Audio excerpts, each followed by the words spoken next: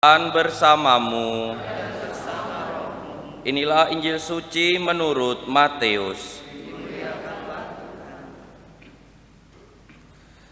Dalam khotbah di bukit berkatalah Yesus, "Tak seorang pun dapat mengabdi kepada dua tuan, karena jika demikian ia akan membenci yang seorang dan mengasihi yang lain, atau ia akan setia kepada yang seorang dan tidak mengindahkan yang lain. Kalian tidak dapat mengabdi kepada Allah dan kepada Mammon. Karena itu aku berkata kepadamu, janganlah khawatir akan hidupmu, apa yang hendak kalian makan atau minum, dan jangan khawatir pula akan tubuhmu, apa yang hendak kalian pakai. Bukankah hidup itu lebih penting daripada makanan, dan tubuh lebih penting daripada pakaian? Pandanglah burung-burung di udara yang tak menabur, tak menuai, dan tak mengumpulkan bekal dalam lumbung, toh diberi makan Bapamu di surga. Bukankah kalian jauh melebihi burung-burung itu? Siapa di antara kalian yang karena kekhawatirannya dapat memperpanjang sehasta saja pada jalan hidupnya? Dan mengapa kalian khawatir akan pakaian? Perhatikanlah bunga bakung di ladang yang tumbuh tanpa bekerja dan tanpa memintal. Namun aku berkata kepadamu, Salomo dalam segala kemegahannya pun tak berpakaian seindah salah satu dari bunga itu.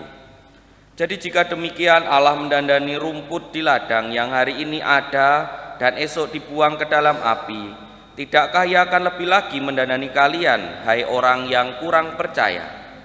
Maka janganlah khawatir dan berkata, apa yang akan kami makan, apa yang akan kami minum, apa yang akan kami pakai. Semua itu dicari bangsa-bangsa yang tidak mengenal Allah. Akan tetapi Bapamu di surga tahu bahwa kalian memerlukan semuanya itu. Maka carilah dahulu kerajaan Allah dan kebenarannya, maka semuanya itu akan ditambahkan kepadamu.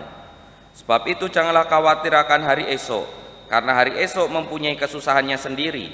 Kesusahan sehari cukuplah untuk sehari." Demikianlah sabda Tuhan. Terpujilah Kristus.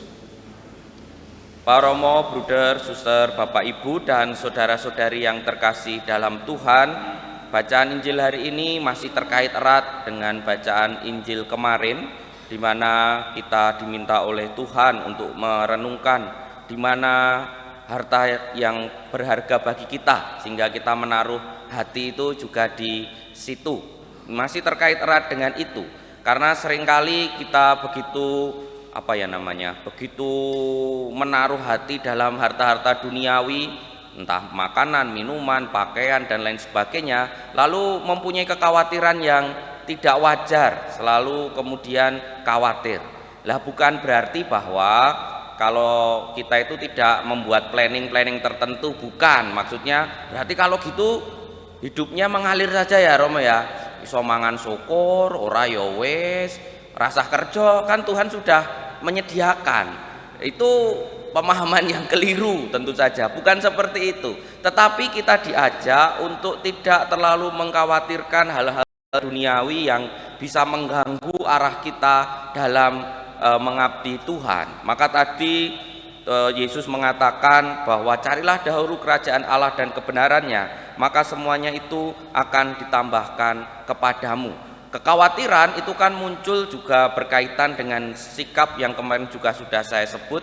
Kadangkala kita belum merasa cukup, dan ketika kita sudah mendapat A pengen B, atau kita sudah mencapai level A, gaya hidup kita jadi berubah. Kadang-kala kan itu terjadi, biasanya makan di angkringan karena sudah agak mampu, lalu agak yang mahal-mahal begitu. Itu kan kadang-kala itu terjadi, dan kemudian membuat kita akhirnya mencari terus dan mencari terus, yang akhirnya kadang-kala menimbulkan kekhawatiran tertentu yang tidak baik juga untuk perkembangan kita mengabdi Tuhan. Karena sekali lagi dengan perasaan-perasaan seperti itu nantinya bisa jatuh ke dalam hal yang kurang baik dan menjauhkan kita dari Tuhan. Maka sebaiknya kita bisa merenungkan bagaimana.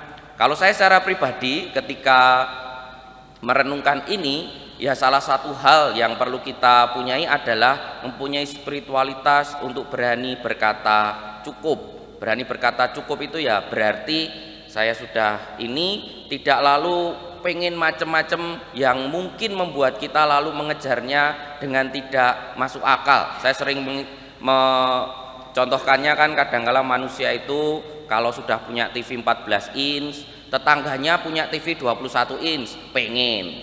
Nanti ada yang punya 29 inch, pengen lagi.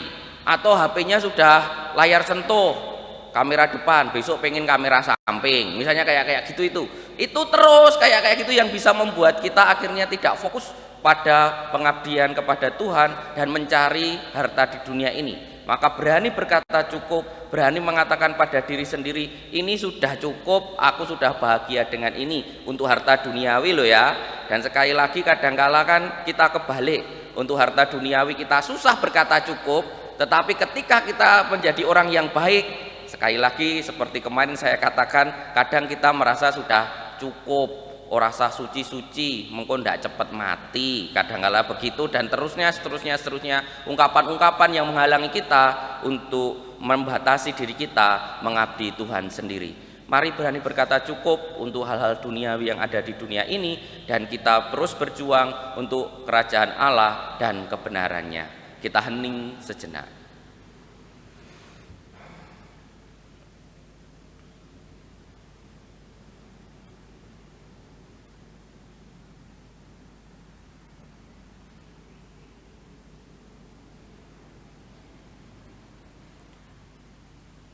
Kemuliaan kepada Bapa dan Putra dan Roh Kudus seperti pada permulaan, sekarang, selalu, dan sepanjang segala abad.